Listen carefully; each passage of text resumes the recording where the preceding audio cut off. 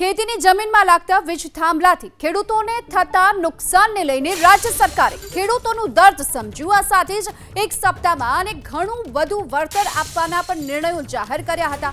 બીજી તરફ હવે આ જ મુદ્દે મોરબીના જેતપરમાં ચાલી રહેલા ખેડૂતોના આંદોલનને લઈને જબરજસ્ત મોટો વિવાદ સામે આવ્યો। ઉપવાસી છાવણીમાં બેઠેલા નિલેશ એરવાડિયા પર લોક સાહિત્યકાર હકાભા ગઢવીએ ગંભીર આરોપ લગાવ્યા। જે હકાભા ગઢવી ખેડૂતોના સમર્થનમાં આવી ખેડૂતોનું મનોબળ વધારવા કોઈ પણ ચાર્જ વગર ડાયરો કર્યો હતો। નિલેશ એરવાડિયાએ ખેડૂત આંદોલન મુદ્દે કરોડોનું કૌભાંડનું ષડયંત્ર કર્યાનો હકાભા ગઢવીએ આરોપ લગાવ્યો। અને એટલું જ નહીં, સરકાર સાથે વાત કરવાને લઈ એરવાડિયાએ હકાભા સાથે કરેલા સંવાદનો એ સ્ફોટક ઓડિયો પણ જાહેર કર્યો છે। આવો સાંભળી લઈએ હકાભાએ લગાવેલા એ આરોપોને। એ જે દિવસે હું ગયો એ પતિ પૈતું ઉપવાસની વાત કરી અને નીકળ્યા અમે।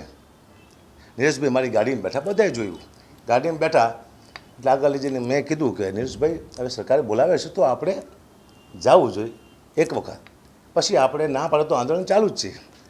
એ ભાઈએ કીધું મને, નિલેશભાઈ એરવાડિયાએ, એમાં આપણને શું મળે?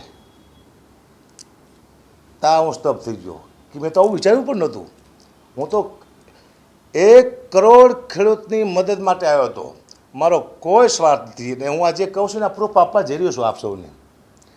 આપણને શું મળે? એટલે અચાનક હું બેઠલો, મેં શું જોતું છે આપણે, મને ખબર ન પડી ગઈ। મેં તમે કહો એટલે ખ્યાલ આવે। એને મને કીધું કે સરકારમાં વાત થાય તો 25 કરોડ રૂપિયાની માંગ કરવાની છે આપણે। ત્યાં તો મારા પગ ધ્રુજી ગયા, કારણ કે મેં તો આવું જોયું નહોતું। હું તો એમ થયું કે એક ચહેરો છે ખામોશ જે દેશ માટે ખેડૂત માટે લડે છે, હું રાજી થતો હતો કે જેને મને બોલાયો એ માણસ આજે લડે છે, ભૂખ વેઠે છે। એટલે હું સુરમન થઈ ગયો, હા નહીં બોલે, કીધું દારૂ શું કરવું, એમ જવાબ શું આપવું?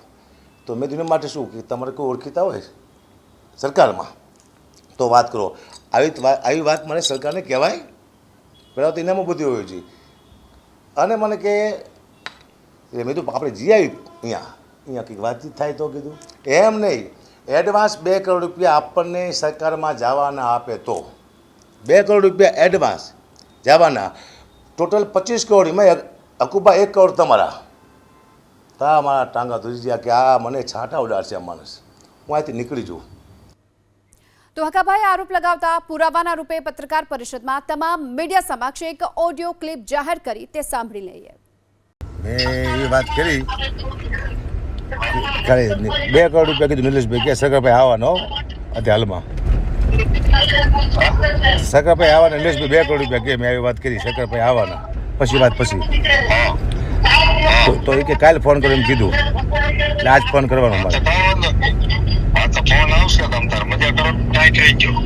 હે ને। અને ચોખ્ખું કહી દઉં ને, સરકારભાઈ આવવાના ખાલી, પછી નિર્ણય પછી લેવાનો।